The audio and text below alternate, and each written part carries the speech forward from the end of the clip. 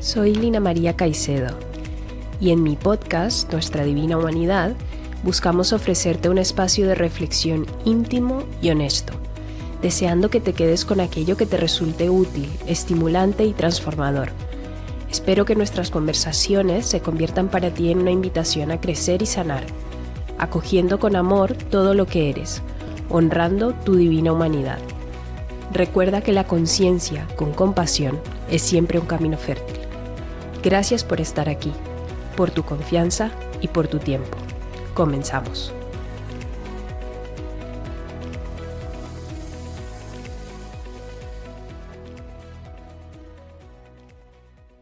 Bueno, hoy tenemos con nosotros a Patti Blasco. Ella es escritora, editora, madre y formadora certificada de comunicación no violenta. Para citar un poco sus propias palabras, además, es una exploradora curiosa y aventurera de montañas y de recursos que permiten atender y cuidar los vínculos. Gracias, Patti, por compartir con nosotros este espacio y por contarnos un poco sobre ti. Gracias por invitarme a este espacio tan bello. Antes de empezar, a mí me gustaría un poco como explicar cómo nos conocimos, ¿vale? Patti y yo coincidimos por primera vez como madres en el Roure, que es el proyecto de educación viva al que decidimos vincularnos como familias. Cuando yo llegué al Roure, varios años antes, ya había tenido contacto con la comunicación no violenta. Muchos de sus aprendizajes seguían acompañándome en mi día a día y, sin embargo, llevaba mucho tiempo sin buscar espacios de profundización y práctica que me permitieran consolidar todas las posibilidades que ofrecía esta herramienta. Algunas de las familias de la escuela buscábamos un espacio guiado para continuar explorando y practicando la CNV. Y qué mejor guía que Patti, quien sabíamos que llevaba muchos años formándose y viviendo la comunicación no violenta.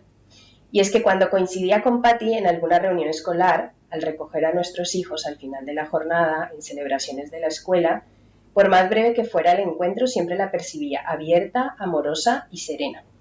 En los encuentros de práctica, tuve la oportunidad de experimentar todas esas cualidades expandidas.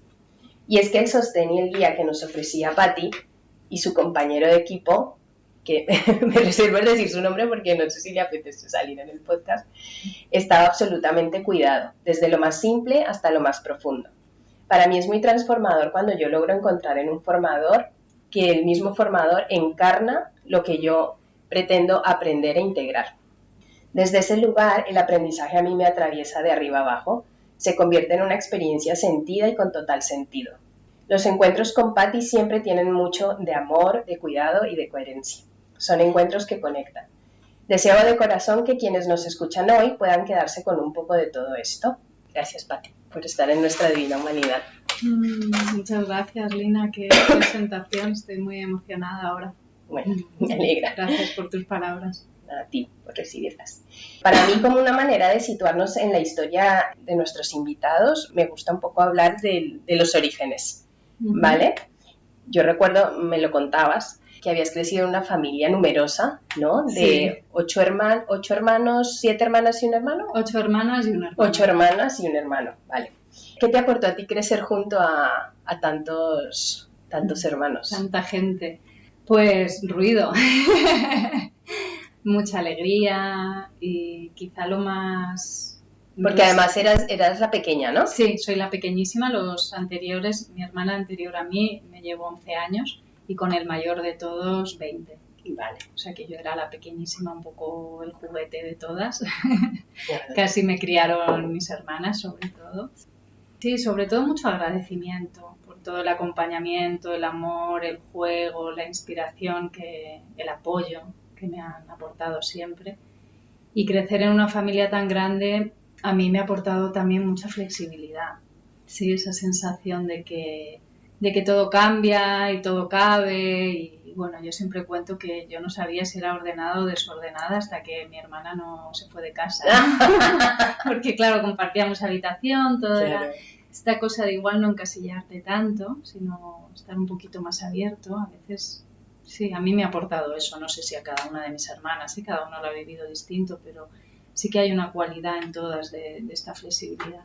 No sé si resuena esto que voy a decir contigo, pero es como que cuando llegas ya todo está organizado, ¿no? Es como decir, aquí ya tenían la fiesta montada, Sí. estaba todo y he llegado yo, ¿no? Y como un poco encontrar ese espacio para ti y al mismo tiempo también cómo me ajusto yo a lo que ya está supuestamente establecido, ¿no? ¿Lo viviste Sí. un poco así? A un nivel sí, esta cosa de adaptarme, de no molestar, ¿no? Porque ser la pequeña en un mundo de adultos o semiadultos sí tiene algo. Entonces, bueno, sí que había algo muy de juego y de integrarme y de cuidarme, pero también había algo de qué petardo que nos tenemos que encargar de la niña. Entonces, bueno, es algo que yo también he tenido que ir desenredando, esta cosa de no molestar, de no ser una carga, ¿no? De ser valiosa, de demostrar que soy valiosa. Sí. Esto es algo que bueno, he tenido que ir también deconstruyendo. Tú me decías lo que te ha aportado, ¿no? La flexibilidad. Y dirías que esto que mencionas ahora serían un poco los desafíos de estar en una familia numerosa, ¿no? El poder, los míos, los porque tuyos. creo que mis hermanas han tenido otros, por lo que tú dices, ¿no? Que han vivido momentos diferentes, quizás ellas más relacionado con el compartir y con el destacar en relación a las demás o encontrar tu lugar y tu voz, ¿no? Cuando está todo tan mezclado. Yo esto lo tenía claro porque estaba muy alejada y a la vez era esta cosa de quiero estar aportando, ¿no? Quiero estar aportando. Que una niña en un mundo de adultos a veces parece que pueda no aportar nada, ¿no? Y más que un poco de pesadez. Entonces, sí, esto me ha costado y mira que lo que me llegaba era alegría, ¿eh? Alegría y mucho amor incondicional y a la vez esto sí que lo tengo. A veces también como por esa necesidad de como pertenecer, ¿te sentías tú de cierta manera o por alguna actitud, por ejemplo, de tus hermanos o tus padres, tengo que ser más adulta? ¿O no? Había como ese respeto a ella es una niña y dar ese espacio para que... Yo diría que ese permiso de ser niña estaba, porque además en mi casa hay algo también muy juguetón, ¿no? O sea, que no, tampoco es una casa muy adulta y muy seria, sino que hay algo bastante juguetón. Entonces, creo que ese permiso estaba y a la vez yo quería ser como las demás, ¿no? O sea, que pienso que es algo que venía más de mí. Y, por ejemplo, has hablado de la relación con tus hermanos. ¿Y con tus padres cómo era? Con mis padres, claro, mucha distancia, porque eran casi unos abuelos, sobre todo en esa época. Ahora es más común, ¿no? Que haya padres de una edad tan avanzada, pero cuando me llevaban al cole, mucha gente se creía que eran mis abuelos. Entonces, había cierta distancia y, por otro lado, una sensación muy de, ay, cómo nos has alegrado esta época, ¿no? Como, claro, que estar con una niña también. Lo que pasa es que ellos tenían muchos problemas, claro, con tantos hijos adolescentes, yo era el último de sus problemas, ¿sabes? Entonces, bueno, sí, notaba mucho amor y que aportaba esa alegría y a la vez cierto abandono de, bueno, sí, ahora no hay tanto espacio para esto. Vale, y en ese sentido era un poco que tomaban el relevo tus hermanas, si te entendí bien. Tomaban el relevo mis hermanas. En mi casa también hay bastante autonomía, claro, con tantos hijos ahí había que espabilarse bastante. Claro. Entonces creo que había una parte de mucha autonomía por mi parte y de mucho apoyo de mis hermanas. Yo me acuerdo que hay una de las cosas que comentabas en algún momento, ¿no? De que decías que desde el principio, ¿no? Desde muy jovencita, como que tenías ese deseo por cuidar de los vínculos. ¿Sí? ¿Recuerdas qué despertó en ti ese interés? Creo que el valor que le daba a las relaciones en mi familia. Para mí siempre ha sido algo muy valioso la relación con mis padres y con mis hermanas y es algo que siempre he querido cuidar mucho. Se da, o sea, en general en mi familia se da esta cosa de cuidarnos, de cuidar los vínculos, está muy presente y es algo que siempre he valorado y con lo que me he notado cómoda. O sea, quizás es algo que no me costaba excesivamente, ¿no? Que ahí notaba que yo podía aportar también ese cuidado de los vínculos y de las relaciones interfamiliares. Y eso te acompañó más allá, por ejemplo, en el momento de encontrar una pareja, en el momento en que fuiste madre, en el trabajo, ¿no? Sí, creo que sí, que es algo que siempre he tenido presente. Tengo relaciones de amistad como muy duraderas de hace muchos años. Ahora estoy viviendo como en comunidad, ¿no? Como hay algo que para mí es muy valioso de el estar juntas y el cuidar es estar juntas, sea en la familia, sea en el trabajo, en cualquier lugar que ocupemos, ¿no? Pati, tú de profesión te dedicas, o sea, eres escritora. Y trabajas en una editorial desde hace mucho tiempo, Sí. ¿sí? Acompañando a escritores, ¿no? En su proceso creativo y todo esto. ¿Qué es aquello de este trabajo que tanto te gusta y te seduce? Del de escribir. Sí, escribir. Bueno, sí, son dos, el de escribir y el de acompañar la escritura. Sí, por un lado toda esa parte creativa, ¿no? De poder inventar el mundo que queramos. Eso me gusta mucho, de conectar con la utopía, con la ilusión, con la fantasía, que me parece una forma muy, muy bella de transitar el pensamiento, me gusta mucho. A nivel de escritura y también a nivel de edición, ¿no? Porque aunque trabajas con una materia prima ya cerrada, también tienes esa parte de descubrir, de crear, de co-crear.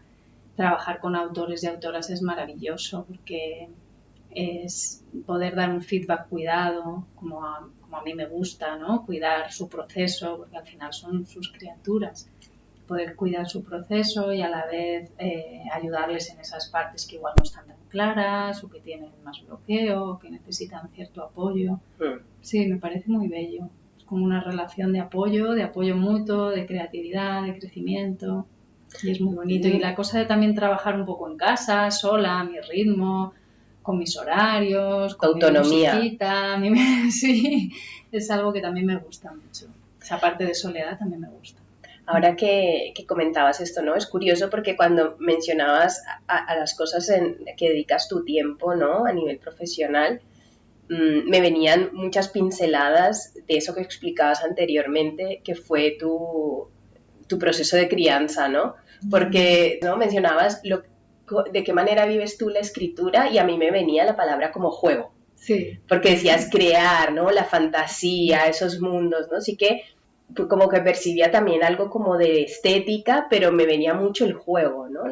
Básicamente lo que hacemos cuando jugamos, crear, ¿no?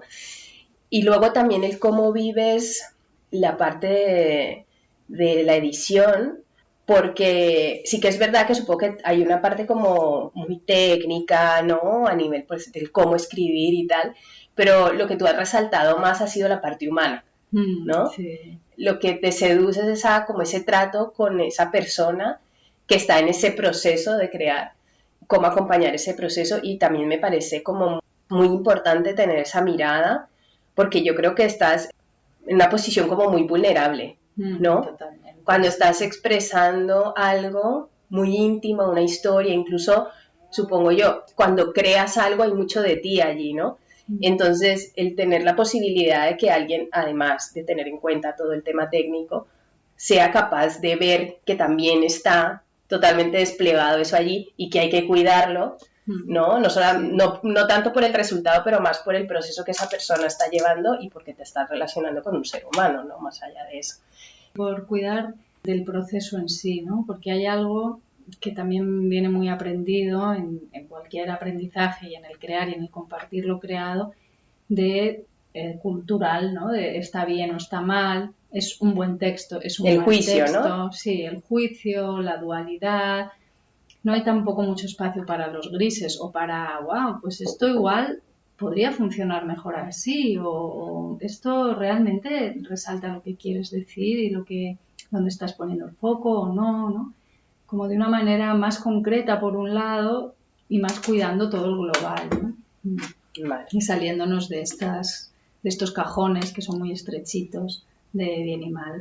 Sí, sí. Y también, bueno, yo no conocía mucho sobre el trabajo de edición, pero sí que es verdad que como en cualquier tipo de trabajo puedes tener cuidado de esta parte humana, ¿no? Y como yo supongo que también eso le imprime un significado y un sentido distinto a lo que haces, ¿no? Sí, sí, sí. A mí me gusta acercarme con mucha humildad porque hay algo de, quizá también yo quiero apoyar de esta manera, pero esta no es la manera que el autor o la autora le funciona, ¿no? Y no forzar el proceso, es como el resultado será el que podamos asumir entre las dos, ¿no? No el que yo quiero, no tengo yo una verdad sobre cómo este texto va a ser mejor. Es algo co-creado y algo que depende mucho de en qué momento estemos cada una, ¿no? Entonces también soltar eso, como ese resultado tan específico, a mí me da mucha tranquilidad y mi experiencia es que al final hay un resultado muy lindo y sobre todo en el que ambas creemos, ¿no? Y eso es bello. Hay otra de tus pasiones que es la escalada. Sí. Es uno de esos deportes que a mí por lo menos me generan mucha curiosidad, sobre todo porque a mí el tema de las alturas me impone bastante. Y al mismo tiempo, las personas que he conocido yo que les gusta la escalada son personas como muy devotas, ¿sabes? Como que lo viven de una manera que en cierto sentido tú ves y dices, pues es como si están atrapadas, ¿no? Por la experiencia más en ese sentido. También veo como mucha tenacidad. Me encantaría que me contaras qué sentiste la primera vez que escalaste y cómo te iniciaste en ello. Me inicié, como en casi todo en mi vida, de la mano de una de mis hermanas. Mira. Sí, que me llevó a escalar cuando era muy chiquita. Y en ese momento sí que tengo una sensación muy clara de libertad, de aventura, de juego, de algo extraordinario también, ¿no? Como misterioso. Y me encantaba sobre todo por pasar tiempo con mi hermana y por estar en la naturaleza, ¿no? En ese momento creo que no le daba muchas más vueltas. Luego ya un poquito más grande, que seguí yendo con ella, sí que hubo un momento que me hizo clic, que estuvimos pasando una temporada, como una semana, en un refugio de montaña, escalando y con unos refugieros que vivían ahí, que eran escaladores y no teníamos agua ni luz y comíamos lo que había. Yo tenía 12 años, me acuerdo. Y sí que me recuerdo ahí en el atardecer, a la puerta del refugio, mirando todo el paisaje y cansada del día de escalada y de caminar, que pensé, wow, esta vida me gustaría para mí, ¿sabes? Algo así, supongo que de una manera más infantil, pero como, wow.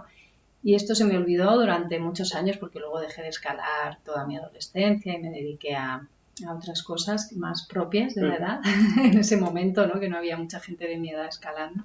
Pero recuerdo que me venía esa imagen, ¿no? De que no se te olvide que esto te gusta de algún modo. Y lo volví a retomar con 17 años. Tú dices que cuando estabas relatando un poco la experiencia y lo de la imagen, ¿recuerdas la sensación en el cuerpo en ese momento de ver el atardecer, de estar en esa situación, en ese lugar, tener un poco como esa revelación en ti misma? ¿Recuerdas la sensación corporal que te acompañaba? No tengo, me imagino, puedo imaginar, no lo recuerdo, pero puedo imaginar que era algo así como plenitud, paz, pero una paz como un poco excitada. ¿Qué dirías que fue aquello que te cautivó de la escalada para convertirte en una practicante frecuente? Me refiero ya al proceso en sí, Claro, al estar escalando. Escalando, sí. Claro, yo con una buena amiga escaladora que también hace comunicación no violenta, siempre decimos que es una súper estrategia, ¿no? Porque para la gente que escalamos es una estrategia que cubre un montón de necesidades. Y creo que eso es lo que tanto engancha o tanto cautiva o lo que supone un compromiso tan grande, ¿no? Con la escalada. Por un lado está el tema del contacto con la naturaleza, por otro lado también está el reto y la superación, por otro lado está la pertenencia porque hay como una comunidad, ¿no? Tú puedes viajar por el mundo y allá donde vayas, si hay escaladores, pues te van a coger en su casa, te van a decir dónde ir a cenar, ¿no? Hay algo como muy, muy fuerte también de comunidad y de autoconocimiento también, de autorregulación. Entonces, claro, cubre tantas estrategias que cuesta mucho en renunciar, ¿no? Decimos, cubre tantas estrategias que casi es una necesidad. Exacto. Sí, porque a lo mejor tendrías otra actividad, tendrías que tener 4, 5 o 6 actividades para cubrir todas ellas y está en una sola las cubres todas, ¿no? Eso es. Me ha dado mucha libertad la comunicación no violenta a soltar un poco la escalada en ese sentido, ¿no? Decir, bueno, en las épocas que por lo que sea no puedo escalar y antes conectaba con mucha frustración, un poco de desánimo. Ahora pienso, venga, pues intenta conexión con la naturaleza por un lado, intenta cuidar la pertenencia, intenta cuidar el reto, ¿no? Y me doy cuenta de que esto me da libertad también y no estar tan aferrada a la escalada. Y aún así la escalada sigue siendo mi estrategia preferida. Vale. ¿Cuál ha sido la experiencia más difícil escalando que has tenido hasta el momento y por qué? Es que diría que no he tenido experiencias difíciles escalando. O sea, la escalada que yo practico, sobre todo escalada deportiva, que no implica excesivo riesgo. He tenido así algún accidente, pero muy ligero, que no ha tenido mucha repercusión. Deportiva, para los que no sabemos de mucho sobre escalada, ¿qué quiere decir con elementos de seguridad, ¿a eso hay te elementos refieres? de seguridad y que no es como el alpinismo o las grandes montañas o así, que sí que hice más en mi juventud, ¿no? Cuando era después de la adolescencia, pero que no es a lo que más me dedico. Entonces, siempre para mí los momentos más difíciles en mi relación con la escalada han sido los que tienen que ver con no escalar. O bien lesiones, o bien embarazos, puerperio, el desafío de no escalar. Cómo gestionar eso siempre para mí ha sido lo más complicado y por otro lado lo que más aprendizaje me ha dado, ¿no? ¿Y qué aprendizajes dirías concretos que te ha permitido el aprender a gestionar esto? El no aferrarme, el soltar, la creatividad, la flexibilidad también, ¿no? Y creo que sí, y a la vez la gratitud de haber descubierto un deporte, una forma de vida, una estrategia que me aporta tanto. Ahora pasaremos a hablar de la maternidad porque también es algo que en tu historia como que ha marcado un antes y un después, ¿no? En muchos sentidos. Pero ya que estamos hablando de la escalada y sé que es algo que practicáis en familia, ¿cómo es practicar la escalada en familia, hacerlo por libre, sola? Sí, claro, te aporta cosas muy diferentes. Cuando voy sola tengo más esta sensación de libertad, de juego, ¿no? Muchas veces de reto, de conectar más con mi reto, con mi autorregulación, con la pertinencia, porque suelo ir con amigas o con mi pareja, ¿no? Y en familia tiene algo muy grande de sentido. Me da mucho sentido estar juntos en el monte. Ya quizá el reto, aunque siempre está, porque no, no renuncio, pero quizá no está en un primer plano, ¿no? Mi realización personal no está tanto en primer plano, sino el compartir, el estar juntas, el transmitir esa pasión o esa posibilidad. ¿Y cómo lo han recibido tus hijas? Creo que de varias maneras, ¿no? La mayor con mucha colaboración. Los hijos mayores a veces tienen esta cosa de esto es muy importante para mis padres, pues venga.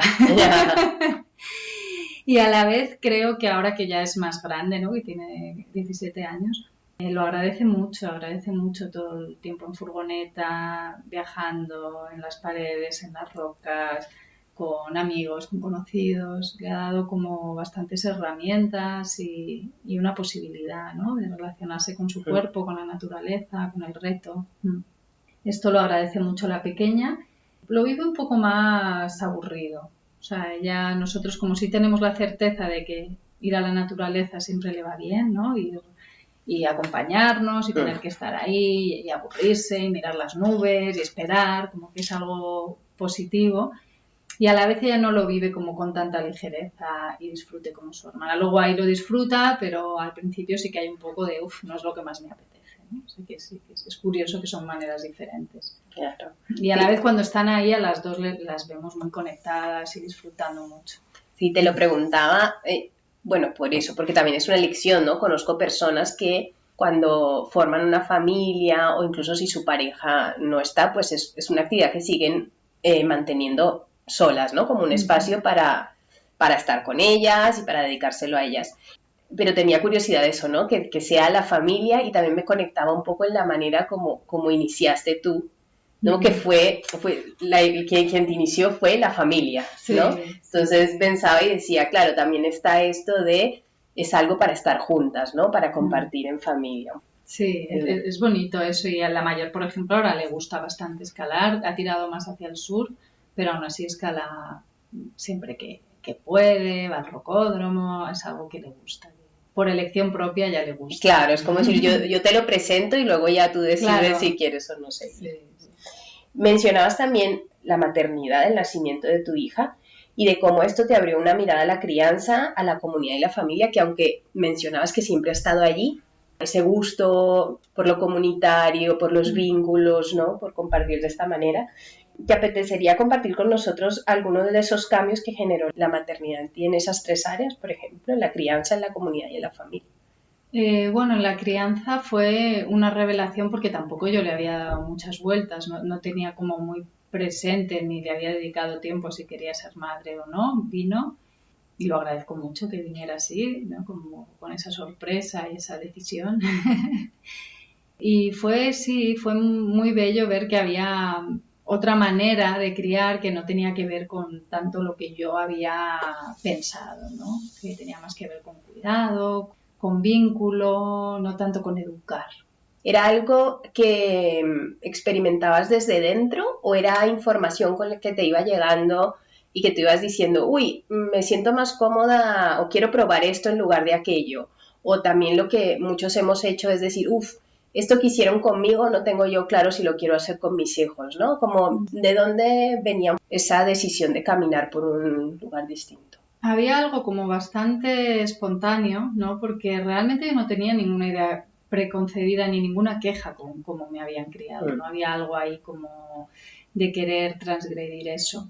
Había más, por ejemplo, una de mis hermanas pues había dado el pecho a sus hijas mucho, ¿no? Y dormía con ellas y tal. Entonces empecé a investigar por ahí. Tenía una amiga que hablábamos del parto en casa. Empecé a leer, a informarme. Desde un lugar, o sea, como que ya me llamaba eso la atención y me fue llegando y me fui empapando, ¿no? De esa cultura un poco alternativa en relación a la crianza que tenía que ver pues con el porteo, con el colecho, con dar el pecho y luego ya cuando llegó más el tema de la escolarización pues con el tipo de escuela a la que queríamos que crecieran nuestras hijas. Y sí, la verdad es que siempre he tenido esta cosa de cuando algo me atrae sumergirme mucho y investigar mucho, indagar, ¿no? Y claro, me leí un montón todo lo que pillaba, compartí con la gente que era más o menos afín, debatí mucho con la gente que no lo era, o sea, fue un momento de mucha explosión de, ay, ostras, es que esto también está aquí, ¿no? Y nunca, no le había dedicado ni un minuto a pensar en ello. Descubrimiento, sí. Sí. Entonces lo viví así como bello y a la vez también viví esa otra parte más que tampoco nadie me había contado o yo no me había fijado, pues de renuncia, de ostras, ahora mi tiempo no es solo para mí, para las cosas que yo quiero y para escalar y para escribir y para darme un paseo, ¿no? Ahora hay un ser que... Y unos tiempos. Y unos tiempos y esto... Creo que, o sea, lo disfruté mucho, tengo una sensación de que la crianza la disfruté mucho y a la vez había esa parte de renuncia de esa mujer que yo era antes de ser madre, que me costó también asumir y colocar, ¿no? En un lugar tranquilo y en un lugar de no querer recuperarla todo el rato. Claro, además yo pienso que cada uno es como es y tiene unos rasgos un poco distintivos, pero digamos que cuando hemos hecho un recuento así de tu infancia, ¿no? Y de tu niñez y adolescencia, hay una de las palabras que has resaltado es la autonomía, ¿no? Sí. Y la independencia también por el tipo de familia que erais, ¿no?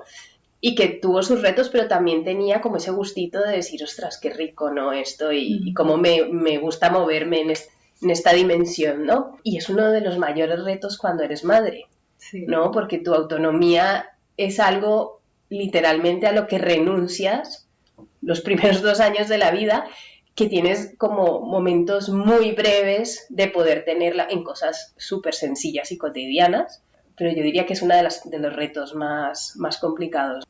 ¿Cómo hacías tú un poco como para tener ese balance? Porque para ti era como además uno de los rasgos distintivos de tu identidad, ¿no? Como decir, ostras, esto para mí es fundamental. Lo busco en el tipo de deporte que hago, lo busco a lo mejor en el tipo de trabajo que elijo, ¿no? En el tipo de, una serie de cosas, igual la pareja también. ¿Lo viviste así como el mayor reto dentro de la maternidad y cómo lo gestionaste? Viví con muchos retos, sobre todo estar en lucha con la realidad que era, ¿sabes? O sea, estuve mucho tiempo en lucha creyendo que podía ser de otra manera y que si no era de otra manera es que yo algo estaba haciendo mal, ¿sí? Esto es lo que me costó, darme cuenta de que no se trataba de que yo me esforzara más y de que yo lo hiciera mejor y de que yo tuviese más energía y de que yo fuese más dinámica se trataba de que el momento requería otra cosa. Y esto me costó, darme cuenta de esto me costó. Entonces, mientras estuve en lucha con eso, pues sufría, porque había una parte de mí que disfrutaba muchísimo estando con mi bebé y que el ratito que tenía para ir a correr un rato o cuando íbamos todos juntos a escalar y escalábamos un poquito lo disfrutaba y otra parte de mí que decía, pero si no estás escalando nada, si no estás haciendo nada para ti, te lo estás montando fatal, ¿no? Y este discurso es el que a mí me generaba conflicto. Cuando ya me di cuenta de, no, es que ahora esto es lo que requiere y bueno, voy a poner la energía en ver cómo ser más creativa para tener más tiempo, para disfrutar más de tiempo para mí, para disfrutar más de la escalada, aunque sea poquito rato. Cuando cambié el foco, la experiencia cambió. Entonces, ¿Y en esto tuvo algo que ver la comunicación no violenta? Lo digo porque decías que coincidió el primer acercamiento que tienes tú con la CNV con tu maternidad, sí, ¿no? Sí. ¿Cómo llegaste allí? Llegué porque a nuestra hija mayor, Valentina, la llevábamos, empezamos a llevarla a una escuela de educación viva, de infantil, que había allí en Madrid, donde vivíamos, que se llamaba La Violeta, y que era así muy chiquita y había una adaptación muy larga, porque claro, eran niños pequeños, ¿no? De 2 años o Valentina tenía 1 año y medio. Entonces la dejabas ahí un ratito, pero los padres estábamos como en una zona, por si nos necesitaban, volver y tal, ¿no? Y en esa zona estaba llena de libros. Entonces ahí me encontré con el libro de Comunicación no violenta, un lenguaje de vida, ¿no? De Marshall Rosenberg, que es como la Biblia de la comunicación no violenta. Y recuerdo estar ahí horas leyéndolo y diciendo, ostras, esto me da mucho sentido. Me da mucho sentido. Y sí, yo creo que me ayudó en ese proceso. Pero lo que más me ayudó en ese proceso de darme cuenta del conflicto interno que tenía, creo que fue hablar mucho con otras mujeres, hablar mucho con amigas, hablar mucho con mi pareja y también tomar la decisión de no me apetece vivirlo así, ¿no? O sea, no me apetece disfrutar de lo que estoy viviendo y a la vez cuidar lo que es importante para mí, que no solo es la maternidad, y ver cómo hacerlo, ¿no? Hacerlo desde un lugar creativo, no desde un lugar de tensión y de lucha. Claro. ¿Habías escuchado algo con anterioridad sobre la CNV? No. ¿O fue tu primer...? Fue mi primer contacto. Sí que había escuchado y leído bastante de la no violencia. También Rumi era un poeta que me atraía mucho y hay muchas ideas y conceptos que estaban ahí, ¿no?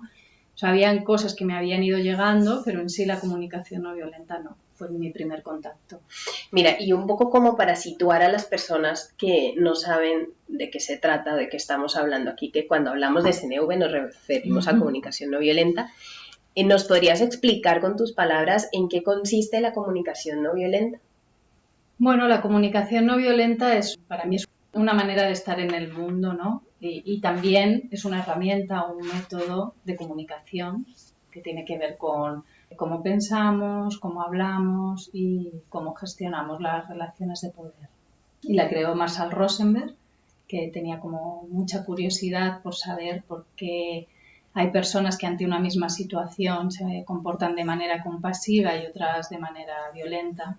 Y indagando mucho ahí, él era psicólogo, pero se puso a estudiar pues, religiones comparadas, a investigar un montón. Se dio cuenta de que tenía que ver con esto, ¿no? Con la manera en la que pensábamos y nos relacionábamos con el poder y hablábamos. Y entonces desde ahí pues creó este método que me gusta porque hay una parte como muy práctica y muy metodológica, ¿no? Que es como sencilla, que tiene que ver con 4 elementos que recorres para llegar a este tipo de comunicación como más de conectar, y a la vez tiene algo muy profundo. O sea, te puedes quedar solamente en la herramienta, pero es un poco como puedes tener un martillo, pero si no sabes usarlo, pues tampoco te vale de nada, ¿no? Pero el martillo en sí ya tiene cierto sentido para mí. O sea, aunque solamente uses la herramienta, yo creo que ya te hace un poquito de clic la cabeza. Pero claro, las capas de profundidad de la comunicación no violenta para mí son infinitas, ¿no? Porque al final habla de conexión profunda, una conexión muy profunda con lo humano y con la bondad del ser humano y con las ganas de contribuir y de conectar. Sí, yo creo que esta es una de las cosas que a mí más me atrajo la segunda vez que llegué a la comunicación no violenta. Como dices tú, ¿no? La primera vez que no te conocía fue buscando esto. A mí me motivó mucho la maternidad, como que hay algo en la comunicación que noto, pues sí, como cargado como de violencia, de que no es respetuoso, ¿no? Y es curioso porque cuando estaba un poco pensando en qué hablar en este podcast, yo decía, claro, mi motivación fue cómo puedo comunicarme de forma más amorosa con los demás. Y lo primero de las primeras cosas que experimenté cuando tuve contacto con la comunicación no violenta y en esos espacios de formación fue, si quieres lograr eso, tienes que empezar comunicándote amorosamente contigo, ¿no? No puedo dar este amor o escuchar compasivamente al otro si primero no me he escuchado yo, ¿no? Y cómo ese ejercicio continuo de volver. Eso fue una de las cosas que un poco me rompió los esquemas y me hizo volver a mí. Digo, bueno, si le quieres hablar de forma amorosa a tu hijo, tienes que ver cómo te estás hablando tú, ¿no? Y cada vez que estés tú con ese discurso, te será más difícil poder conectar con él, ¿no? Me pareció, como decías tú, que tenía muchísimo sentido. Y luego, que esto te lo agradezco a ti y a tu acompañamiento, fue ver esa otra capa más profunda. Conecté mucho con la esperanza. Por ejemplo, creo que cuando hablabas de Rumi me acordaba esto, ¿no? Del poema este que dice, que ahora no me acuerdo exactamente, pero un poco que hay un punto de encuentro, por más lejos que esté, ahí está, ¿no? Y a mí me parece que la comunicación no violenta, o eso es una de las cosas que más rescato de ella, es que te permite llegar ahí. Me parecía siempre fascinante en los libros de Marcian Rosenberg, porque él mediaba mucho entre grupos con conflictos muy vivos, intensos, serios y además con historias de siglos. Y cómo este hombre encontraba la manera de que cada uno pudiera conectar con la humanidad del otro. Sí, que es verdad que no era mágico y que había resistencias por el camino, pero me parecía maravilloso ser capaz de poder encontrar el camino para que cada uno se vaya quitando esa armadura y poder decir, ahora estamos aquí.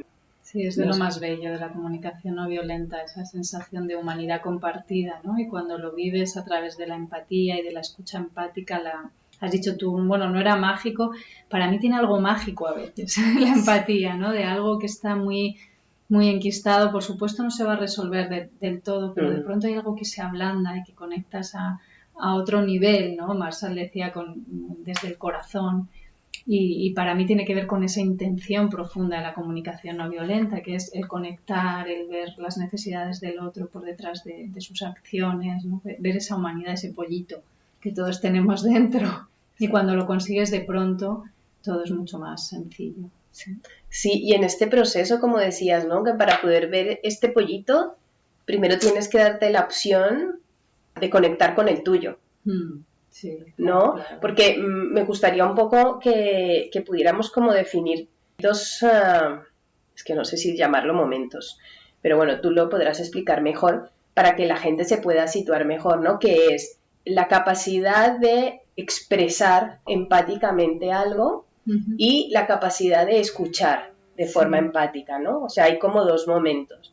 ¿Nos podrías explicar cómo se relaciona? Claro, hay como dos caminos, ¿no? Que usa la comunicación no violenta, que recorren pues la observación, la conexión con los sentimientos y sobre todo la conexión con las necesidades, ¿no? Que es importante para nosotros, qué valores, qué necesidades, qué es lo que tenemos en común como seres humanos, independientemente de la cultura. Esta es como la premisa de la comunicación no violenta, que las necesidades son universales y que ahí no hay conflicto, ahí estamos en conexión, ¿no?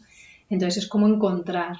¿Cómo llegar allí? Cómo llegar ahí. Vale. Y se puede llegar de muchas maneras y hay muchos caminos y hay culturas que llegan de otra forma, pero lo que propone la comunicación no violenta es con la escucha empática, escuchando empáticamente al otro, ¿no? Intentando ir más allá de lo que dice, a conectar con lo que siente y lo que necesita, ¿no? Y expresándote de manera honesta.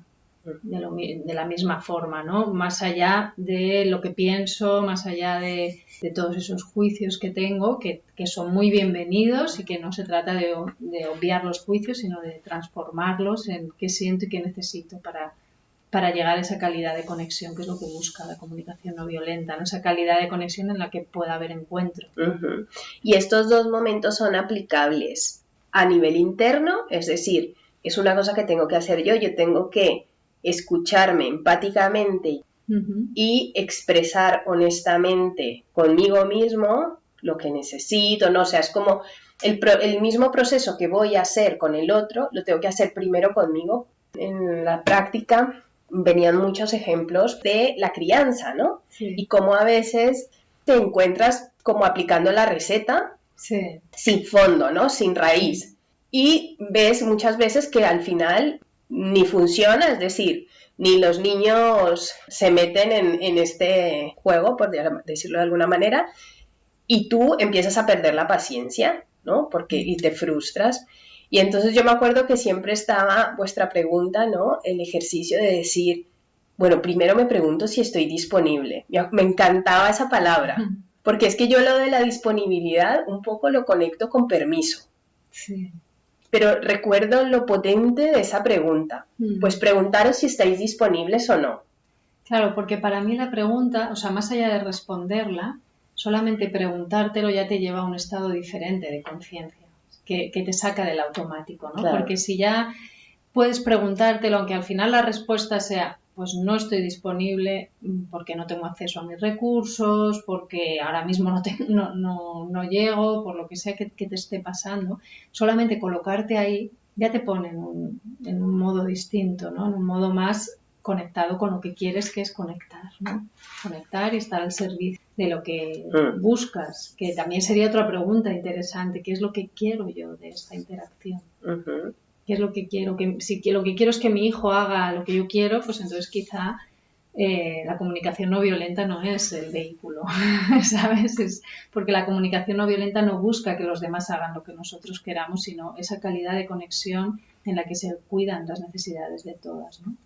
Claro, esto también es una cosa que me parece muy importante, y yo aquí tengo que confesar que yo la primera vez que busqué la comunicación no violenta no lo supe con antelación, ¿eh?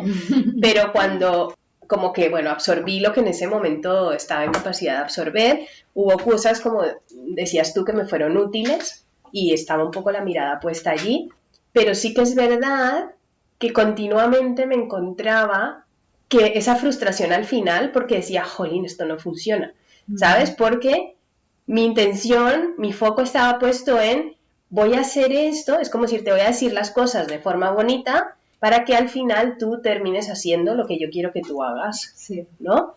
Y claro, cuando llegué al espacio que facilitabas tú, me di cuenta lo importante, como dices tú, de la intención. Lo importante de la intención para mí es esencial. Claro, decir, pero yo ahora qué es lo que quiero, y en realidad ahora en ese momento de mi vida estaba buscando, yo en realidad quiero crear una relación como de conexión auténtica con mi hijo, ¿no? Con mi pareja. O sea, ahora estoy preparada para esta otra capa, ¿no? Más profunda. Y entonces eso, el poder preguntarme continuamente, es que esa pregunta, ¿no? Que hacía Rosenberg en uno de sus talleres, que decía, ¿tú qué quieres, ser feliz o tener razón? Sí. ¿No? Claro, yo muchas veces me lo he preguntado como madre, y más allá de que la felicidad sean momentos breves, no es un estado permanente ni nada, pero yo creo que él se refería a eso. Al servicio de que seas. Exacto. Y todo lo que eso influye, ¿no? Por ejemplo, ¿no? Cuando él decía a la hora de acompañar a un niño con todo el tema de yo te amenazo para que hagas esto, o pídele perdón a fulanito, como cuando queremos cambiar el comportamiento de nuestros hijos o de alguna persona para que adopte un comportamiento que nosotros consideramos positivo.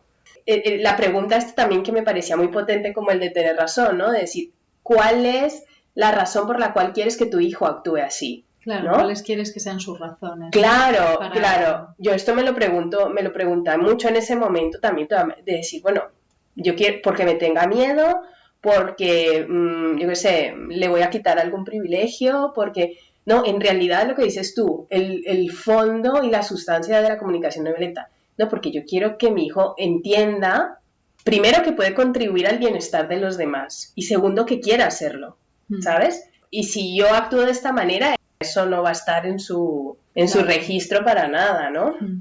Y sí, cómo nos mueve a eso continuamente, ¿no? A ir allí. Sí, para mí es una inspiración muy grande la comunicación no violenta en ese sentido, ¿no? De profundamente cuáles quiero que sean las razones de que esta persona haga lo que yo le pido, porque quiero que las haga libremente, porque quiere contribuir a mi bienestar, porque quiere contribuir a su bienestar, no quiero que lo haga por miedo, aunque sea por miedo a perder mi amor o por miedo a perder mi aceptación, ¿no? Aunque no sea un miedo a un castigo, no hablamos quizá de castigos físicos, pero a veces hay cosas mucho más sutiles, ¿no? Con las que castigamos sin darnos cuenta, sobre todo a nuestros hijos e hijas.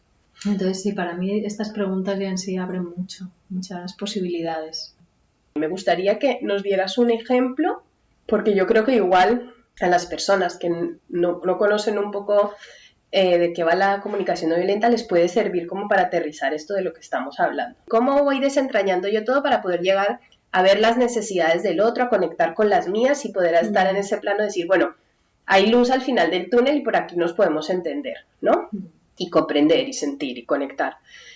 Yo creo que es importante aclarar que no es que la comunicación no violenta sea como una oda al buenismo, es decir, todo hermoso y de colores, ¿no? Y aquí y hay amor donde hay odio, no. Si una de las cosas me parece más valiosa es que precisamente no niega nada, ¿no? Es como decir, partimos de lo que hay, que es esto, y con esto trabajamos, ¿no? O sea, no negamos que esto está, ¿no? De hecho, una de las cosas que me gusta es que no plantea irse a las polaridades, sino que es un poco en los grises, ¿no? Como que trabaja con los grises, que en definitiva es lo que somos. Entonces, ¿te parece bien si empezamos por el ejemplo, como para...? Vale, o sea, un ejemplo concreto, un ejemplo ¿cómo se podría aplicar la comunicación no violenta para llegar a esa conexión con las necesidades? Sí, porque en definitiva, entendiendo bien, es cuando logramos ver nuestras necesidades y poder verlas del otro, ¿no? Y expresarle al otro nuestras necesidades, entiendo allí que es cuando hay una puerta para poder conectar. Luego ya hay más cosas que permiten o no llegar a esa conexión, pero digamos que ahí hay como una posibilidad, ¿no? Para que la interacción sea distinta. Sí, claro, para mí sobre todo tiene que ver con esta intención, ¿eh? Y con este cambio de mirada, o sea, es algo que puede ser muy interno, que no necesariamente tienes que expresar al otro y de hecho siempre, no sé si recuerdas, pero en los talleres y así siempre invitamos mucho a hacerlo primero interiormente, porque enseguida queremos ponernos a practicarlo con nuestros hijos, con nuestra pareja, tal, y es como, bueno, practícalo tú, contigo mismo, todo lo que te está pasando por dentro. Entonces, no sé, ponme un ejemplo y lo hacemos si quieres. Vale. El tema de los adolescentes con las pantallas, ¿vale? Sí. Entonces, hay una petición clara del adolescente que es, digamos que la interacción social del adolescente ahora mismo, que es el feedback que yo recibo de mi hijo y de los adolescentes que están un poco en mi vida, es necesario para poder socializar con mis compañeros. O sea, yo necesito el móvil porque si no, es que soy un marginado y estoy fuera, o sea, me sacan, ¿no? Claro. Y luego estamos nosotros como padres hay unos límites muy rigurosos en relación a esto, en qué momento lo tienes, cuánto tiempo lo tienes, porque queremos cuidar de ti, de tu salud física, emocional, de tus horas de sueño, bueno, cuidar en general, ¿vale? Entonces está este rifirrafe de lo quiero, yo me puedo gestionar, yo me puedo autorregular, no confiáis en mí y además me estáis dejando al margen de mis compañeros, de mi grupo. Claro, sí. Vale, pues ¿quieres que hagamos con este ejemplo? Sí, ¿no? sí. Una madre o padre con un hijo o hija adolescente que tienen este conflicto o esta tensión en relación a las seguro que somos muchos. Sí. Claro, para mí primero sería, como bien dices tú, un nivel de autoempatía, ¿no? De esa escucha interior, de conectar con tus propias necesidades. ¿Qué quiero yo cuidar con esto? ¿Qué me sale a mí? Porque por un lado hay el cuidado de su bienestar, probablemente incluso de su salud, ¿no? Si lo hacemos así. Pero a veces hay más cosas que se nos mezclan y que no tienen que ver con eso y que tienen más que ver con juicios de bien y mal, ¿no? Con juicios de es que está mejor que esté leyendo un libro a que esté mirando el móvil. Es que está mejor que, ¿no? O sea, tenemos nuestras propias creencias acerca de eso y para mí la CNV también te abre una puerta a indagar un poco ahí, que no es que esté bien ni mal, pero ¿desde dónde estoy tomando esta decisión? O sea, esa sería... Perdona que te vaya interrumpiendo, pero es un poco como para ir desglosándole a las personas que nos escuchan.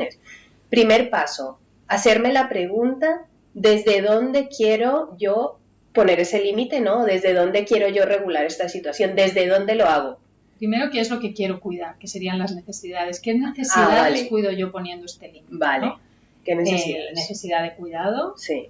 Necesidad de coherencia, quizá, que me parece que es adecuado para la infancia, para la adolescencia. De seguridad. Necesidad de seguridad. Entonces, bueno, pues ahí hay 3 necesidades importantes. Y entonces desde ahí ya vemos, vale, pero ¿cómo las quiero cuidar? Porque la CNV también te invita a que esas 3 necesidades se pueden cuidar de muchas maneras. Hay muchas estrategias para cuidar de esas necesidades, no solamente una. Entonces ahí ya abres un poco, no solamente decir, no usas el móvil o usas el móvil 3 horas. Como, bueno, vale, ahora desde ahí, teniendo claro que esto es lo que quiero cuidar, poniendo ese límite, vamos a ver cómo hacerlo. Pero a esas 3 necesidades yo le añadiría una más, que es del cuidado de la relación. Con mi hijo. Sí, porque imagino que aparte de eso, aparte de querer que todo eso pase, ¿no? Que tu hijo vea menos el móvil o lo que sea, ¿no? Para el cuidado de su salud, para la seguridad y para tu coherencia en tu crianza, aparte de eso quieres cuidar la relación, el vínculo, ¿no? Sí, de hecho, no quieres que eso se resiga. Claro, de hecho por eso pienso en ello y de qué manera. Sí, exacto, sí, esa diría que es una de las principales. Eso es también importante, ¿no? Entonces, teniendo todo eso en cuenta, ahora la invitación sería a ¿qué está cuidando tu hijo? ¿No? Sería que esa sería la empatía. O sea, lo puedes hacer tú sola sin preguntarle a él, o puedes hacerlo hablando con él, bueno, ¿qué hay importante para ti aquí? Que ya lo has nombrado, ¿no? Pues es que si no me quedo fuera, pues es algo de pertinencia, algo de compartir, de contacto, de estar incluido, ¿no? Son cosas muy importantes para esa edad. De aceptación también. De aceptación. Reconocimiento. Relación, porque es que probablemente sea difícil incluso la relación si eso no está, ¿no? También. Bueno, supongo que hay cosas de conexión, su manera de conectar con sus iguales, ¿no? Entonces hay cosas muy valiosas para él también. Que lo importante de la CNV es que las necesidades están todas al mismo nivel, no hay unas más importantes que otras, no es más importante tu necesidad de seguridad y de coherencia y de cuidado que la suya de pertenencia, todas están al mismo nivel, ¿no? Entonces ahora sería, ¿y cómo podemos encontrar una manera de cuidarlas todas? Pero para poder encontrar esa manera hay que ser capaz de soltar que tus estrategias son las únicas válidas, ¿no? Y a la vez esto en la maternidad-paternidad es difícil porque también hay algo de poder poner unos límites claros, ¿no? Pero unos límites con cuidado, que no sean algo exigencia, ¿no? El límite desde la comunicación no violenta es algo que pongo yo, no algo que el otro tiene que hacer. Vale. Es algo que hago yo. Si no, no es un límite y es una exigencia. Vale. No pasa nada, pues puedes usar exigencias, pero claro, eso resiente la relación de otra manera, ¿no?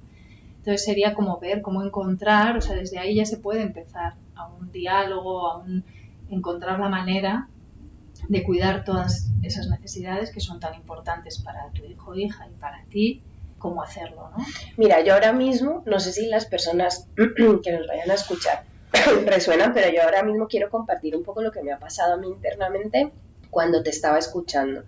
Una vez estábamos haciendo el ejercicio de mis necesidades, fue como, para mí fue esclarecedor de esto es importante para mí. No estamos en la queja y no es un R que R cada, ¿sabes? O sea, esta discusión a lo mejor está cada día, pero porque es muy importante, ¿no? Para mí. Pero luego, el poder hacer el ejercicio de cuáles son sus necesidades, o incluso, esto sí lo aclaramos, por favor, no tener esta conversación en el momento intenso y álgido de la discusión porque no sirve de nada. Retomarla en un momento de calma, porque estaréis los dos más dispuestos, obviamente, ¿no? Pero el hecho de, o se lo pregunto a mi hijo, como decías tú, la pregunta, qué bonita esta, decir, ¿esto por qué es tan importante para ti? O si yo ya tengo elementos para hacerlo, o incluso una combinación de las dos, que nunca viene mal, ¿no? Pero cuando yo he empezado a escuchar eso, es como lo que decías tú, esta palabra me gusta mucho cuando la usas, la de algo se ha ablandado en mí. Es como decir, ostras, esto no es un capricho. No es un capricho para él, o sea, esto es tan importante para él como lo es importante para mí. Entonces, esto aquí para mí es como que, hemos abierto la puerta. No sé si vamos a llegar, como dices tú, a poder encontrar una estrategia que satisfaga a las dos. Espero que sí, ¿no? Pero es como que yo he visto, ya solamente pudiendo hacer el ejercicio de ver esas necesidades que se cuidan en él, en esa petición que me está haciendo, ahí ya es como, Sí, hay una posibilidad. Hay una posibilidad y lo que has dicho también me parece muy valioso, el tema de, no sé si vamos a encontrar una solución que satisfaga todas las necesidades, ¿no? Esa es la intención y ahí está puesta la creatividad y cuando la pones es increíble la de cosas que salen, aunque sea a corto plazo, quizá con esto del móvil y los hijos no será algo que te funcione, pero bueno, se pueden llegar a pequeños acuerdos que se vayan revisando. Pero lo que es importante también es reconocerlas, porque así también quizá el enfado de tu hijo porque no le dejas tanto el móvil, lo vives de otra manera, lo puedes acompañar de otra manera, porque hay algo que es muy valioso de la comunicación no violenta, es que las necesidades tienen más necesidad de ser reconocidas que de ser atendidas. Esto me gusta mucho. Por supuesto que ojalá, la intención es intentar cubrirlas, quizá no todas a la vez, pero tener en cuenta que eso se quiere cubrir y que se va a poner ahí la energía, la creatividad y la acción en eso. Y a la vez, a veces no podrá ser.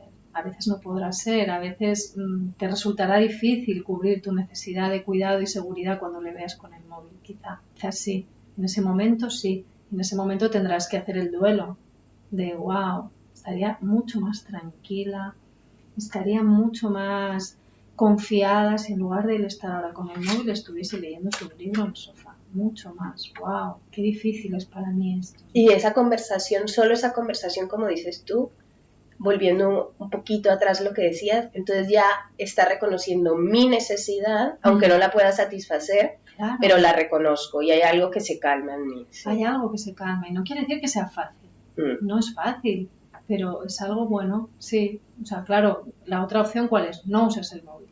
No usas el móvil y así mi necesidad de tranquilidad y de coherencia y de cuidado está súper tranquila.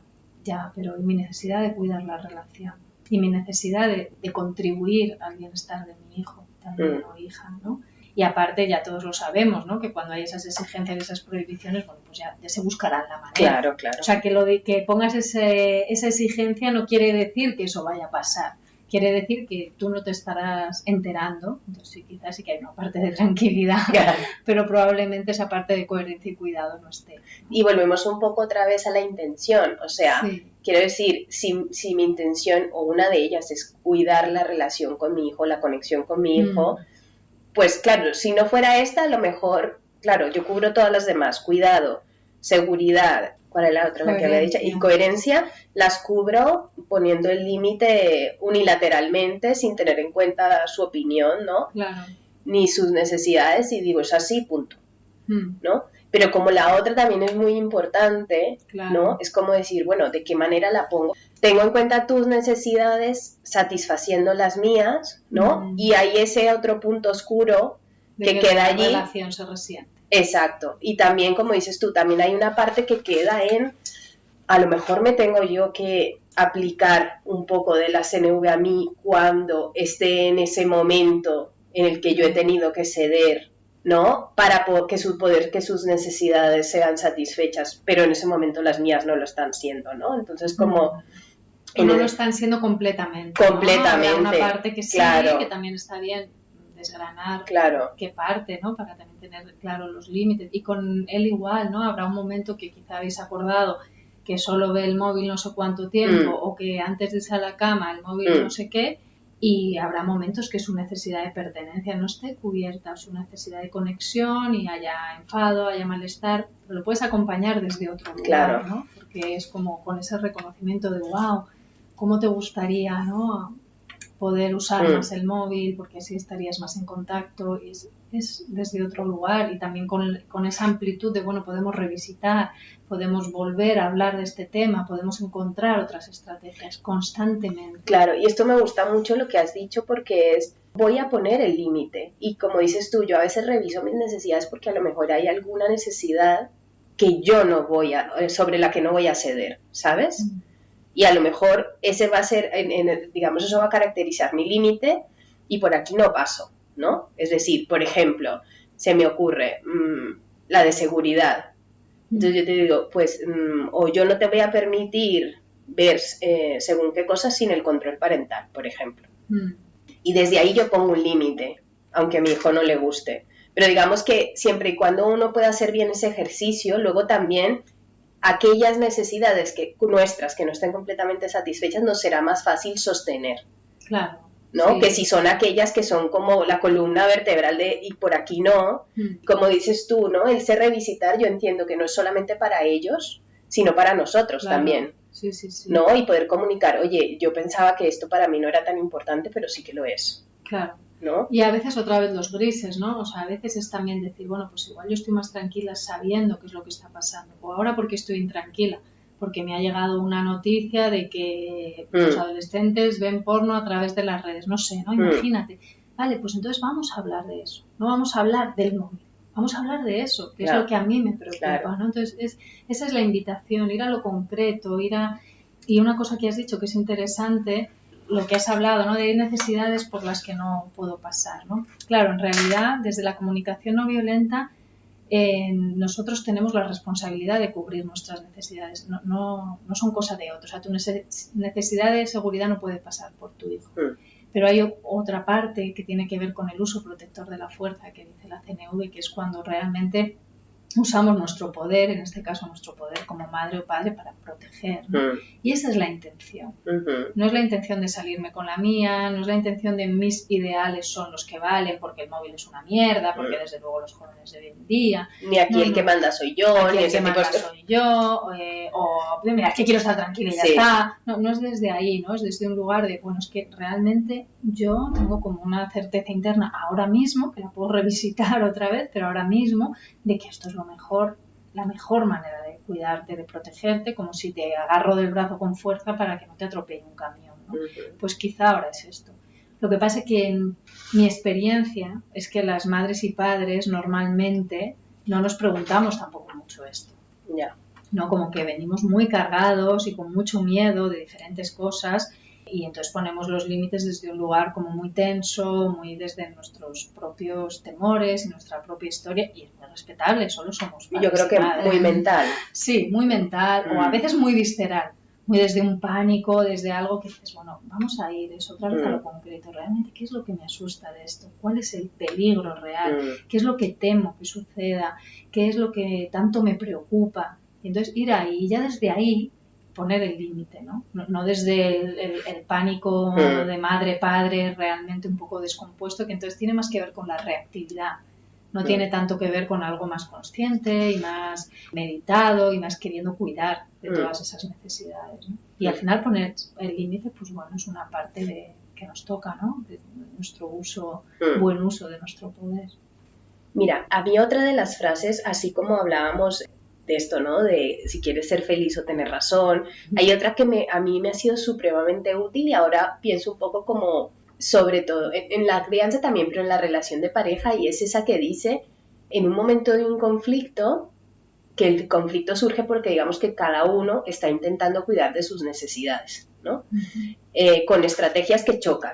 Entonces, otra de esas frases, no sé qué piensas tú, y si tienes otra también la recibimos con gusto, es que a mí me ablandan, como dices, es cuando mi pareja me dice que no a algo, preguntarme yo a qué necesidad él le está diciendo que sí.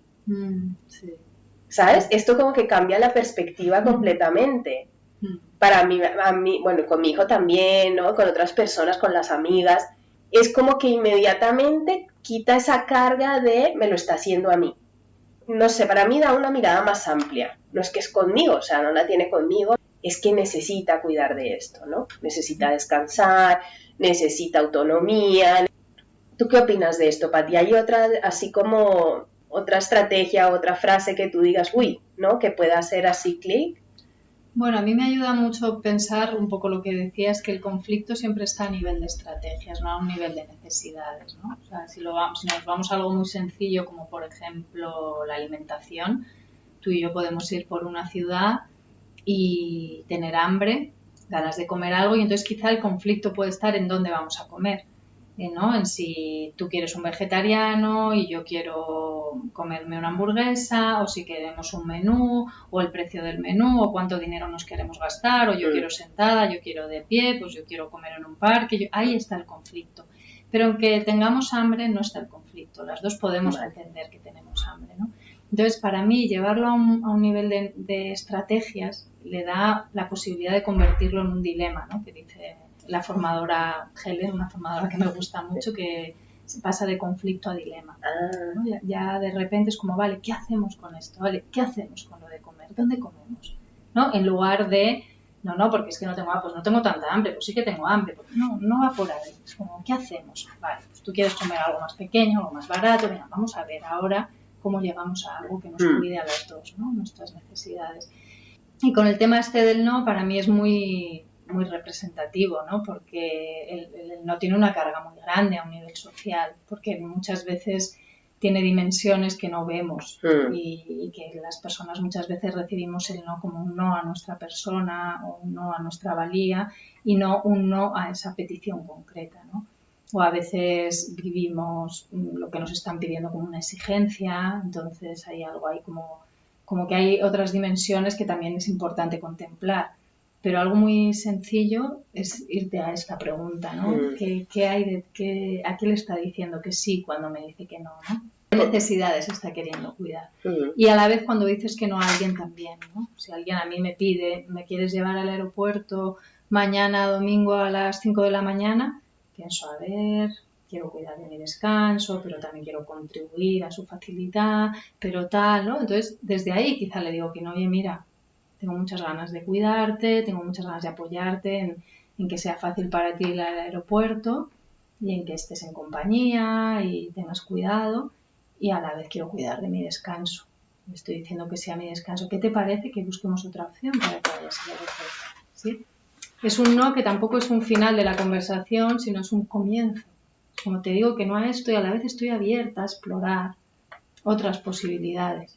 Ay, yo te agradezco mucho que introduzcas esta parte porque sí que es verdad que ese ejercicio, ahora recordando cuando lo haces de doble vía, cuando lo haces en relación con el otro, es como que, claro, me choca tu no, pero si logro hacer el ejercicio de ver qué necesidad estás cuidando, entonces ahí ya lo traigo también un poco a mi terreno. Quiero decir, yo también he necesitado cuidar de mi autonomía y a veces, ¿sabes? Soy capaz de relacionarme con la postura que estás tomando, ¿no? Ahí puedo llegar a ser empática. Y en el otro lado, a mí sobre todo, que durante mi vida me ha costado mucho decir que no, y luego me lo noto, me lo noto porque aunque no lo exprese, pues o estoy resentida, o físicamente me genera algún síntoma, o voy y me descargo con el que no toca, ¿sabes? Claro. Pero sí que es verdad que cuando lo he puesto en práctica, me permite poder decir que no desde un lugar de tranquilidad. Es verdad que tengo que hacer todo el ejercicio previo de decir, pero ¿por qué? ¿Por qué me molesta esto que ¿no? Como porque primero es como decir, ¿cómo me pide esto? ¿no? Claro. El reproche. Y luego digo, no, pero a ver, pues si no sabe qué estoy pensando yo o qué estoy sintiendo, ¿no? Y entonces cuando me doy ese espacio y hago el ejercicio hasta que logro llegar a decir, bueno, si le digo que no, exacto, ¿qué necesidad mía estoy cuidando, no? Pues lo que dices tú, ¿no? Por ejemplo, en este ejemplo, el de descanso, o a lo mejor en el hecho de decir, ostras, es que para mí de conexión con mi familia, porque mañana es el día en que todos estamos en casa. Entonces a mí ahí ya cobra otro sentido el no, porque claro, el no para mí, con digamos mi historia personal, ha sido el egoísmo, ¿sabes? Entonces, claro, cuando logro hacer este ejercicio, pero por eso digo, y retomo la parte del buenismo, la comunicación no violenta también te invita a que incluyas el juicio, ¿sabes? Es decir, no es que lo rechaces, sino decir, uy, no, pues ese juicio está en mí. ¿Por qué? Por familia, por rol, por lo que sea a nivel familiar. Entonces, lo estoy oyendo, ¿vale? ¿Y qué otros elementos hay? Pues ahí está ¿no? El de la necesidad. Entonces, cuando ya logro ver todo el panorama, entonces como que puedo situarme y ahí decido desde la calma. Y entonces lo digo desde un lugar tranquilo, sin culpa. Y curiosamente, el otro lo recibe bien. La mayoría de las veces, o al menos es lo que yo he podido percibir. Es como, a veces la gente... Puede pasar y puede no. Sí, o sea, es algo que a mí también me gusta mucho decir, que aunque tú uses la comunicación no violenta y con una intención súper clara y como, ¿no? Con mucha claridad de que en realidad es eso lo que quieres, conectar, y no quieres que el otro cambie ni que el otro haga nada, aún así puede ser que el otro no lo reciba así. Sí. Porque cada uno tenemos nuestra propia historia. Por ejemplo, con el no, pues con el no hay mucha carga de no importo muchas veces, ¿no? Entonces, cómo lo reciba el otro no es algo que está en nuestra mano, pero sí estaría interesante preguntarse tengo disponibilidad para recibir al otro si lo recibe de la manera que yo no quiero. Eso también es algo interesante, ¿no? Porque a veces cuando sabes que vas a tener una interacción que puede ser recibida de una manera difícil o que genere un desafío, también tú preguntártelo, ¿no? Yo estoy disponible para que ahora mi no pues esté lleno cargado de juicios, de culpa, de no te importo con todo lo que he hecho yo por ti, es que nunca estás para mí, yo lo que sea, ¿no? Que suceda. Y esto también es comunicación no violenta, ¿no? O sea, como que es un baile constantemente entre lo de dentro y lo de fuera. Sí. Y también una aceptación de, pues quizá creía que estaba disponible y luego eso me ha activado algo que no me esperaba, ¿no? O sea que... Sí, porque yo alguna vez lo escuchaba de alguien que se había interesado por la comunicación no violenta, había tenido como un contacto puntual y lo había aplicado con otra persona, y esa otra persona me explicaba, me decía, ostras, pero es que, claro, a mí me han dicho es un poco como, yo digo lo que pienso y yo no soy responsable de cómo te sientas tú, ¿no? Entonces, claro, yo intentaba, que esto me parece importante poner el matiz, y es decir, yo soy responsable de cómo sobre todo desde dónde te lo digo, ¿no? Para mí, es mi interpretación. Yo soy responsable desde dónde te lo digo. Sí que es verdad que no soy responsable de lo que eso genere en ti, de las emociones que mueva, que detones, pero sí desde mi intención, ¿sabes? De cómo lo digo y para qué lo digo, para qué lo estoy diciendo, no todo el ejercicio previo.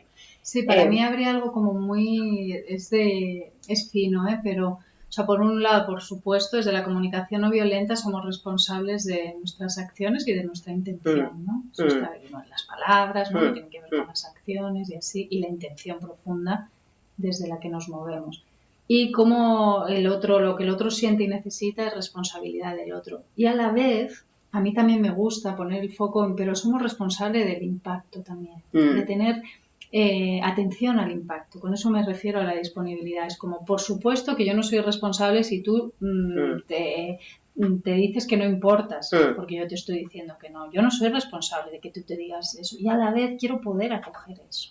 ¿Sabes? Quiero poder acoger que, wow, tú estás pensando que no importas cuando te digo esto. O sea, claro, cuando tú dices que importante el impacto, es decir, que la interacción no termina allí, que yo tengo que estar disponible a que la conversación pueda seguir o no. O no, igual no estás disponible, pero que indudablemente va a tener un impacto nuestras acciones. Va a tener, porque estamos en interdependencia. Entonces, no vale eso de, vale, pero esto es cosa tuya, son tus sentimientos y necesidades. Sí, por supuesto que sí, soy súper consciente de que tú ahora creas que no importes, no tiene nada que ver con que yo no te lleve al aeropuerto.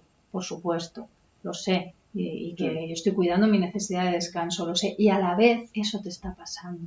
Claro, porque yo supongo que cuando la intención de la CNV es la conexión con el otro, esa puerta siempre está abierta, ¿no? Es decir, no es que yo me lave las manos, yo ya he dicho lo que pensaba, sentía y necesitaba y ahora tú apáñate solo. Es como decir, vale, pues a mí me sigue, después de esta interacción a mí también me sigue importando lo que te pasa a ti. Claro, me sigue importando cómo te impacta. Exacto, no me hago cargo de ello, que es distinto, pero sí que estoy aquí como de testigo, ¿no? De lo que sucede. Y a veces no, a veces son relaciones complejas en las que queremos poner el límite, y yo ahora también. No. Pero ser conscientes de que, claro, de que tenemos un impacto en el bienestar y en el malestar de las otras personas, por supuesto. Pues te agradezco que hayas aclarado este matiz porque me parece muy importante. Pati, antes de terminar, quisiera saber si hay algo que te gustaría decir, que no te he preguntado, que se te queda ahí en el tintero sobre la CNV, que te parezca importante decir antes de... No sé, sí, es que hay mucha cosa, creo que has preguntado mucho ahora mismo, seguro que luego digo, ay, mira, esto habría estado bien. Bueno, mucho agradecimiento sobre todo por la invitación, mucho agradecimiento que exista la comunicación no violenta, a Marshall Rosenberg, que fue quien unió todos los cabos, y a tanta gente que ha tenido la suerte de disfrutar de sus conocimientos, ¿no? Para inspirarme y para tener modelos.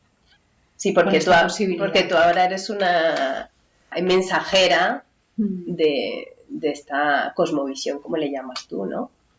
Sí, la verdad es que sí. De expandirlo. Que tengo ese compromiso, ¿no? De contribuir lo que pueda a transmitir. Tan necesario, porque yo cada día lo veo, que necesaria es. Sí, creo que sí, que sería algo que daría muchísima paz a muchísimas personas. Pati, hay un trocito al final del podcast que se llama Divinamente Humanos, ¿vale? Y son preguntas cortitas con respuestas cortas, ¿vale? ¿Qué es lo primero con lo que conectas cuando escuchas la siguiente frase? Nuestra divina humanidad. Con ternura. ¿Cuál es la característica humana que más miedo te da y por qué? La inconsciencia, porque no nos permite a veces conectar con lo que nos importa. ¿Y cuál es la que más te inspira? La curiosidad. ¿Te apetece contarnos por qué? Sí, por esta cosa, ¿no? De mantenernos despiertos, curiosos, abiertos a nosotras mismas y al otro, ¿no? Y a las necesidades, a ver qué habrá detrás, al misterio. La apertura. La apertura al misterio, sí. 3 libros que recuerdes con especial cariño y por qué en tu vida. Seguro que hay muchos, pero... En relación con la comunicación no violenta. Por ejemplo, y con otras cosas. Igual por centrarlo, porque es que en mi vida hay un montón, pero con la comunicación no violenta, bueno, el de Marshall Rosenberg, ¿no? De comunicación no violenta, un lenguaje de vida, me gusta muchísimo, me parece que es como la base. Luego hay un libro que he leído recientemente, sé que el autor no me voy a acordar, pero se llama Dignos de ser humanos, y que es como una mirada un poco a esta humanidad de la que estamos hablando, volver a visitar la historia desde otra perspectiva, con diferentes hechos históricos, que me ha inspirado mucho. Luego buscaré el autor y lo pondremos en la descripción del vídeo. Y me gusta mucho el de La paz se aprende. La paz se aprende. Vale, pues lo buscaremos. Me gusta mucho porque tiene esa idea, ¿no? De que la paz es algo que también hay que cultivar, hay que aprender, hay que enseñar, hay que practicar. ¿Y una montaña, lugar o paisaje que guardes con especial aprecio en tu corazón como escaladora? ¿Y por qué? Oh, tengo muchas. Vamos, que ahora me vienen infinitas. Pero en realidad diría cualquiera en la que esté acompañada de personas queridas, que haya un día de cielo limpio y en el que haya disfrutado de mi cuerpo en las rocas. Pati, muchísimas gracias por esta conversación, ha sido un placer y bueno, con muchas ganas de volverte a tener pronto aquí. ¿Vale? Encantada, gracias a ti por la invitación y la posibilidad y por abrir toda esta conversación.